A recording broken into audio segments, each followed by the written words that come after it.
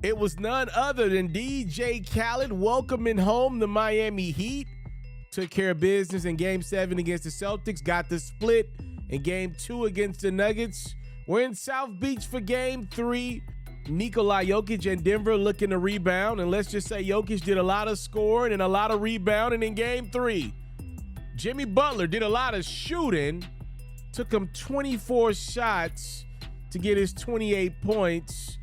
How about Caleb Martin's been under the weather? A beautiful reverse layup goes there. It's Miami with the 4-point lead. But Jamal Murray joined Jokic for some Denver fun in Miami. And Miami's a really good place to have fun in. Murray, a couple of trays, and just like that, Denver's has flipped their 4-point deficit into a 4-point lead. Martin's layup doesn't go this time, but how about Bam Adebayo throwing it down with Jokic able to do nothing to stop Bam? 22 points and 17 rebounds for Adebayo. He did his part, but could he get some help? The answer was no. Aaron Gordon throwing it down. In the third quarter, it's once again Aaron Gordon throwing it down. And when it wasn't that big fella doing work, it was the other one. Jokic off one leg, Dirk Nowitzki style. And then Jokic, a three-pointer. All of a sudden, Denver's hit Miami in the mouth in the third quarter. They got a 13-point lead and extending. Christian Braun making some plays in this second half. How about 15 points for Braun? Denver's up by 19. And they're not tied yet. No. It's Murray finding Jokic, who finds the bottom of the net. How about Nikola? 32 points, 21 rebounds, 10 assists. The first 30-point, 20-rebound triple-double in the finals ever. And guess what? He wasn't the only guy to get a triple-double. How about Jamal Murray leading Denver in scoring as he goes high off the glass? That all a part of his 34-point, 10 rebound, 10 assist night, and Denver goes into Miami and just dominates the second half of this basketball game to regain home court and take a 2-1 series lead in the finals. What's up, everybody? It's yours truly. I'm the one and only. I'm Mr. Teleferro. If you're enjoying this great quality content, here's what I need you to do right now. I want you to take the time out and make sure you're subscribed to the platform. It's truly the best way that I grow as a brand, and it's also truly the way you get informed and notified when I drop new great quality content. Enjoy the rest of this video. Murray picks him up on the switch. Martin cuts back door, up and under. Oh, and Adebayo! It's a Bam slam. And Miami back up by 2. Look, I could break this series down to you 1,000 different ways about little X's and O's here or there that I see throughout the game. But I'm going to be honest with you. This is what this series breaks down to. The reality is Nikola Jokic is the best player in the world right now. Y'all know I like to call him Nikola Jokic. He's the best player in the world right now. The second best player in this series is Jamal Murray. The third best player in this series, I would argue to me, has been Bam Adebayo. And the fourth best player in this series, I guess you'll then throw Jimmy Butler in the mix, but I could maybe argue another name or two. That's what this series breaks down to. Jimmy Butler has not been great enough in this series. You know, Jokic being number one in this series, I think a lot of people expected that. That's fine.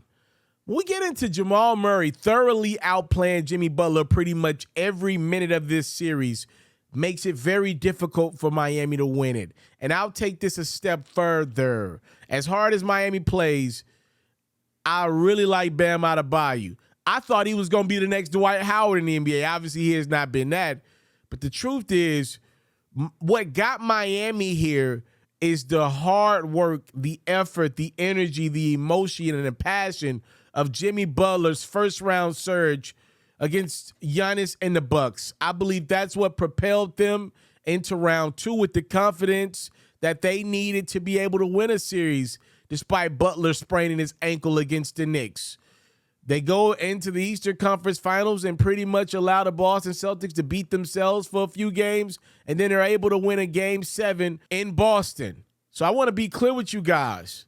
I am not trying to take anything away from this Miami Heat squad. They clearly play hard and play for each other and are just incredibly coached by Eric Spoelstra. But this engine's, look, the only way this thing operates correctly is when you put that 20 dub oil in it. You got to get that real oil. You can't be putting that knockoff stuff in it. And the oil for the Miami Heat is Jimmy Butler playing at an incredible clip. I know what you're going to say. Yeah, Pharaoh, he had 28 points. What more do you want from him? Well, the reality is a couple of them points came in garbage time. And the truth of the matter is, taking it a step further, it took him 24 shots. If Butler would have had 24 shots against Milwaukee, he'd probably have 42, 44 points. That ain't good enough. I'm watching the games. Don't watch the box scores. Do what I'm doing and watch the games. If you watch the games, you know when Miami needs a bucket, they have not been able to call on Jimmy Butler. That's it. Like, if anything, it's been Bam making some timely buckets or one of those shooters making a timely three or missing some threes. But it has not been the Butler show. It has not been him as a number one option for Miami. And, again, I don't think the Heat, as good as they are and as well coached they are, I don't think they have a chance if Jimmy Butler's not playing at the level that he played at against Milwaukee, not against that Denver team as good as they are right now. They need Jimmy Butler from the first round. And to be honest with you, Butler ain't been that player since he sprained his ankle against the Knicks. I don't want to make excuses for him because injuries are a part of the game, but that's the reality. He never returned to that form completely. He had a couple great games in between, but he never really returned to the form that he was playing at against Milwaukee, and that's unfortunate for Miami because it feels like their magical run is running out of pixie dust. Nikola Jokic and the Denver Nuggets just walked into South Beach and just controlled that game from start to finish. They didn't allow the all white in Miami to blind them. DJ Khaled and all the celebrities sitting on Celeb Row, Lionel Messi becoming a part of that Miami culture earlier today.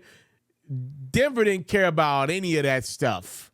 They came in to play basketball and respond to their head coach, Mike Malone, who have been critical of their efforts in games 2 and game 1. Despite winning that game, Mike Malone didn't like the way his team was playing overall. And I think he's very fond of how they played in game 3. They dominated the second half of that basketball game. And to be honest with you, it was pretty much 2.5 guys dominating this game. It was pretty much Jokic Nikola hasn't had a bad game this entire postseason. I was talking with some friends earlier. I can't remember the last time a player hadn't had a bad game for as long a stretch as Jokic has been in the postseason. I can't remember it. I mean, the person that I can think of that was playing at this level every game, I mean, we're talking about great players like Mike, and Kobe and LeBron even had bad games. And they rebound because they are great players, right? But they had bad games. The only guy that I could think of in his prime that went full playoffs without a noticeable bad game was Tim Duncan. That's the only person that comes to mind right now. Prime Tim Duncan is the last guy I've seen be this great. Go look at his numbers. He had some incredible numbers. I mean, even Shaq had a bad game because he would, miss a lot of free throws, and he considered it a bad game. It'll lead to his team losing. It'll lead to him being in foul trouble, him having to come off the court. I have not seen a bad Jokic game this entire postseason. And Jamal Murray has been right behind him, playing an incredible clip. That's been the difference. We knew Jokic would be great. Jamal has been just as good, if not better than Jokic in a few of these games, but he's been right there, right by Jokic, playing at an incredible clip. I mean, look at this. I mean, Jokic had a 30-point, 20-rebound triple-double. But look, though, right under there, it's very tough to get rebounds when your guy's getting 20 rebounds. Somehow, somewhere, your point guard, Jamal Murray, was still able to grab 10 boards. Look at what we're saying. It's very tough to get assists when Jokic is just dominating the basketball. Think about it. He scored 30 points. He had the ball in his hand scoring. And oftentimes, Jokic is posting up. So it's not just finding him for quick buckets. Oftentimes, he's just running the show on offense. And then Jokic obviously had double-digit assists. It's tough to find a way to still get your triple-double. But somehow, Jamal Murray did it. They have been the two best players in this series, probably pretty much the entire playoffs. And then you look at Miami, they're just praying that a guy's got it going from the three-point line in each of these games. They're just praying right now. They're hoping Tyler Hero can come back and make an impact. I don't think that's going to be the case. And unfortunately, I'm not so sure Miami can win a game 4. I don't think they're winning game 4. I don't. And I picked them to win this series. I did, and I'll stand by my pick, but I don't feel good about them. If you're asking me what would I expect to see in game 4, I would tell you I would expect to see Denver play just like they played in game 3, and more guys will contribute. This was a game dominated by 2 guys, and in Aaron Gordon, I want to give him some love. He was my 2.5. He was the half there. And then Christian Braun had some big plays late. They didn't even need good production from Bruce Brown or Jeff Green in this game or KCP. They didn't even need it because their 2 guys were so dominant. I mean, what are we talking about him? These are Kobe and Shaq-like numbers. Hell, even better in a lot of ways than what those guys were able to put up. Obviously, the stats are inflated nowadays. I'm not saying Murray and Jokic is Kobe and Shaq, but that is the conversations that they're in when they play like that. That was just unreal. A dominating performance from Denver's Big 2, and now they lead this series 2-1.